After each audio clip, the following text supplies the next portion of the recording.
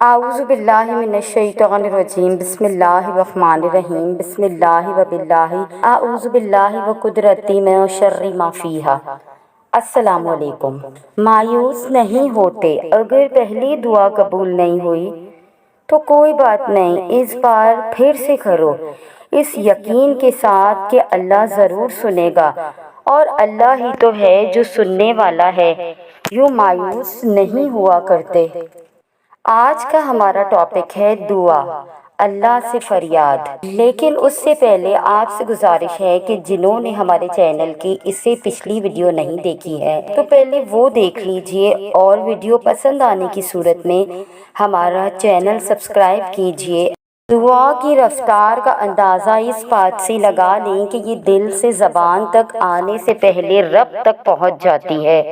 دعا ہر وقت مانگنی چاہیے، شفا ہر وقت مانگنی چاہیے، صرف بیماری ہی نہیں، حد سے بڑھتی خواہشات سے، کسی کے خلاف پیدا ہونے والے بغض اور حسد سے، اپنے دل کو درد آلود کر دینے والی سوچوں سے، اور ذہنی سکون چھین لینے والے انسانوں سے۔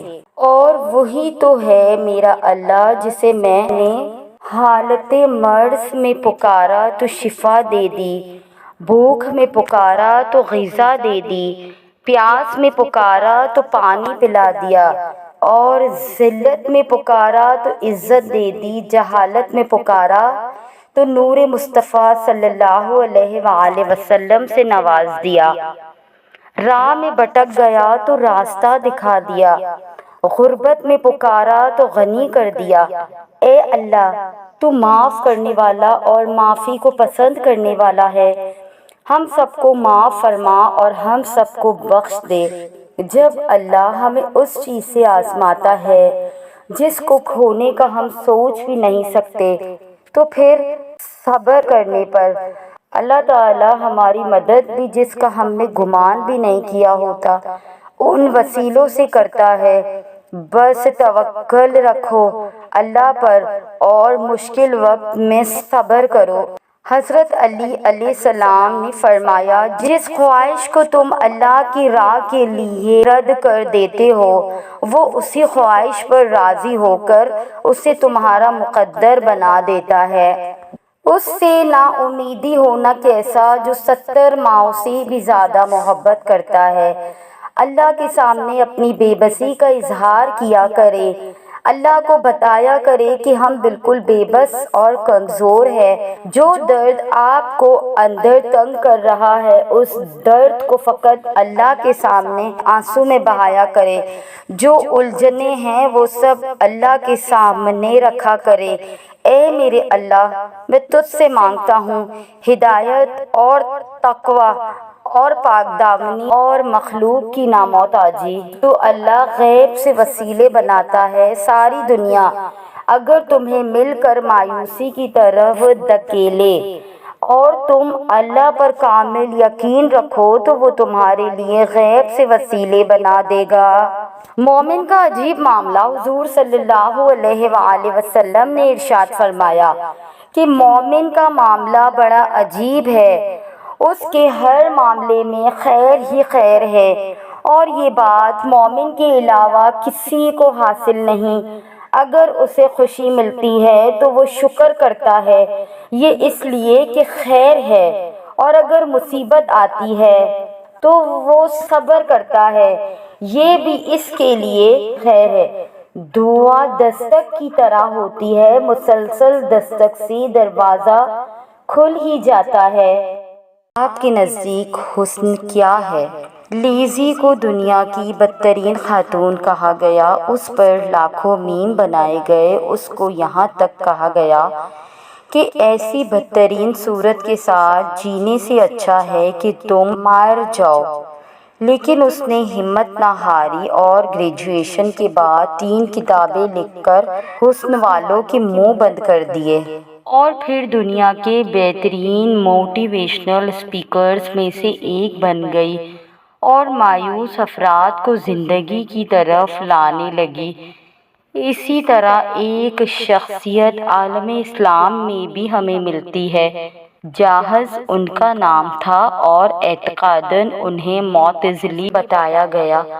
وہ انتہائی بدصورت انسان تھے مگر انتہائی ذہین بھی تھے۔ جتنا انہیں بدصورت بتایا گیا وہ اس سے کہیں زیادہ عظیم عالم تھے۔ جاحظ کی بدصورتی کے متعلق ایک شعر میں یوں کہا گیا ہے کہ اگر خنزیر کی شکل کو دوبارہ مصنوع کیا جائے تو وہ پھر بھی جاحظ سے کم بدصورت ہوگا۔ اس سے آپ اندازہ لگائیے کہ انہیں دنیا یا پھر اس وقت کے لوگ کتنا بدصورت سمجھتے تھے۔ کسی نے جاحظ سے پوچھا کہ کیا آپ کبھی زندگی میں شرمندہ ہوئے ہیں؟ تو انہوں نے جواب میں کہا کہ ہاں، ایک بار میرے پاس ایک بوڑھی عورت آئی اور کہنے لگی کہ مجھے آپ سے ایک کام ہے، میرے ساتھ آئے۔ تو فرماتے ہیں کہ میں چلا گیا۔ وہ مجھے ایک سونار کے پاس لے گئی اور سونار کے سامنے مجھے کھڑا کر کے چلی گئی۔ میں نے سونار سے پوچھا کہ میرے لائق کوئی حکم؟ تو وہ سونار بتانے لگا کہ اس عورت نے مجھ سے تقاضا کیا کہ میں اس کو شیطان کی مورتی بنا کر دوں، مگر میں نے کہا کہ میں نے تو کبھی شیطان نہیں دیکھا۔ تو اس نے کہا کہ میں لے آتی ہوں شیطان کو، تم ویسی مورتی بنا دینا۔ پھر وہ آپ کو لے آئی۔ جاحظ فرماتے ہیں کہ زندگی میں یہ پہلا موقع تھا کہ میں شدید شرمندہ ہوا اور میرا چہرہ شرم سے جھک گیا۔ اس کے باوجود جاحظ علم کا پہاڑ تھے۔ جہاں کئی علوم اسلامیہ میں بلاغت کا ذکر ہوتا ہے تو جاحظ ایک ستون کی مانند کھڑے نظر آتے ہیں۔ پھر انہوں نے کبھی بھی اپنی بدصورتی کو حصول علم اور بڑا انسان بننے میں رکاوٹ نہ بننے دیا۔ تو یاد رکھیے ایک بات کہ خوبصورتی ہمیشہ صرف اندر کی ہوتی ہے۔ اگر آپ کا باطن پیارا اور خوبصورت ہے تو آپ ایک اچھے انسان ہیں اور آپ کو کوئی چیز کامیابی سے نہیں روک سکتی۔ اور یاد رہے کہ کسی بھی طرح کی کامیابی ہو سکتی ہے، جس طرح لیزی اور جاحظ نے اپنے اندر کی خوبصورتی کو مرنے نہیں دیا اور دنیا میں اپنا نام چھوڑ دیا، ایسے ہی آپ بھی اپنے اندر کی اچھائی پر یقین رکھیں اور دنیا کا نظریہ بدل ڈالیں کہ کامیابی اور وقت ان لوگوں کی ہے جو ظاہرہ حسن کے مالک ہیں۔ اپنے علم سے، اپنی محنت سے اور جتنا آپ سے ہو سکتا ہے اسی کامیابی سے دنیا کو بتائیں کہ آپ ہی خوبصورت ہیں، لیکن ان کے پاس دیکھنے والی آنکھیں نہیں ہیں۔ اب ذرا آپ غور کریں، اللہ تعالیٰ قرآن میں فرماتا ہے ہم نے انسان کو اچھی صورت میں پیدا کیا ہے۔ تو آپ ذرا سوچئے کہ اچھی صورت سے کیا مراد ہے؟ کیا اللہ تعالیٰ حسن کی بات کر رہے ہیں؟ ہرگز نہیں، اللہ تعالیٰ انسان کی بات کر رہے ہیں۔ جی ہاں، انسان، وہی انسان جن کو جانور کی طرح جھکا ہوا نہیں بلکہ سیدھا قامت والا بنایا ہے، جس کے مکمل اعضاء بنائے، جس کو منہ سے پکڑ کر نہیں بلکہ ہاتھوں سے پکڑ کر کھانے والا بنایا۔ تو جب اللہ تعالیٰ نے فرما دیا ہے کہ ہم نے ہر انسان کو اچھی صورت میں بنایا ہے، تو پھر آپ کیسے حسن کے نام پر اتنی توہین کر رہے ہیں؟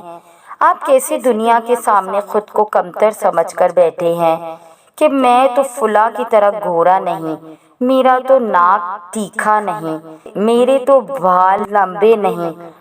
یہ سب کچھ ہماری سوچوں اور ذہنیت کا فتور ہے، ورنہ ہر انسان چاہے وہ کالا ہے یا قد کا چھوٹا، ہر کوئی پیارا ہے، بس آپ کو دیکھنے والی نظر کی ضرورت ہے۔